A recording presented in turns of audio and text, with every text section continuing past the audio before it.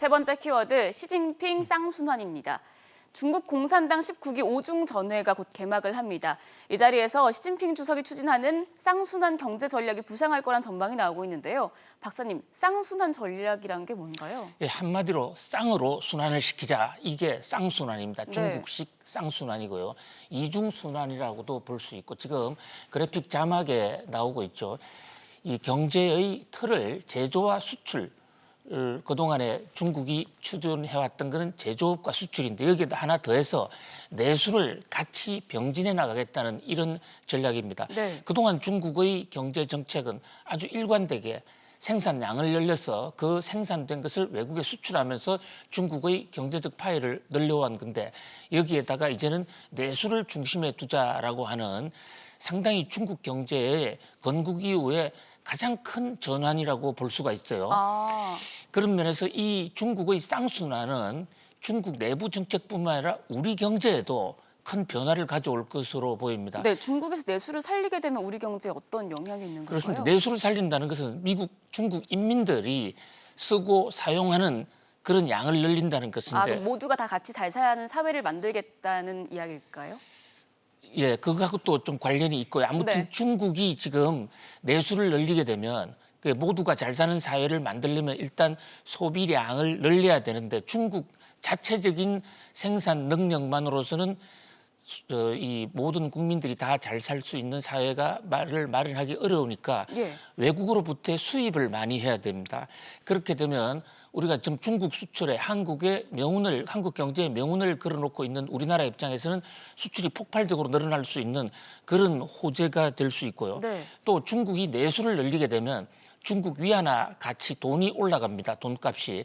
그렇게 되면 우리나라의 중국 수출의 가격 경쟁력이 폭발적으로 지금 향상이 될 것으로 보여요. 지금 우리나라 원화가 연일 지금 떨어지는 우리나라 원화 가치가 올라가는 이유도 바로 중국 위안화 때문인데요. 중국 위안화 가치가 올라가는 이유가 바로 쌍순환과 관련이 있거든요. 그런 관점에서 이번 주말에 열리는 중국 19기 5중 전회 이것을 매우 주목해 볼 필요가 있습니다.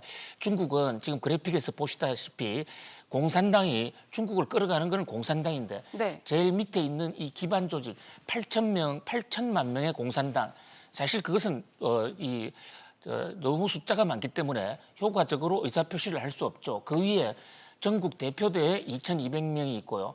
그 위에 중앙위원 200명 또 후보위원 171명 이 중앙위원회 회의가 열린다는 겁니다. 사실 중국 공산당은 중앙위원회가 끌어간다고 해도 과언이 아니에요.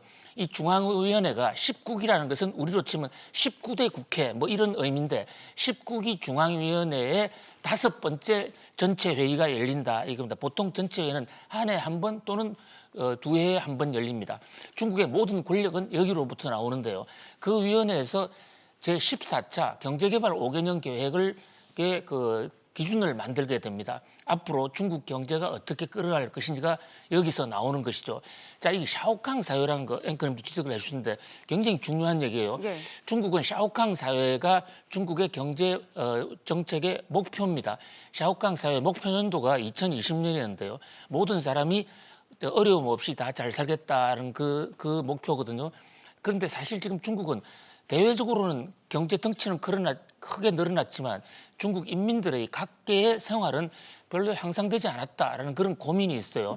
이것은 시진핑의 영구 집권을 방해하는 요인이 되고 바로 그런 면에서 쌍순환을 만들어서 내수를 활성화시키겠다. 이렇게 지금 전략을 세우고 있는데요. 중국 내수 활성화 전략에 우리 경제가 뭘 할 수 있을 것인지 에 대한 우리의 전략을 세워보는 것도 매우 중요할 것으로 보입니다. 네, 19기 5중 전회에서 어떤 내용이 발표가 될지 주목해 보셔야겠습니다. 이어서 다음 키워드도 함께 보시죠.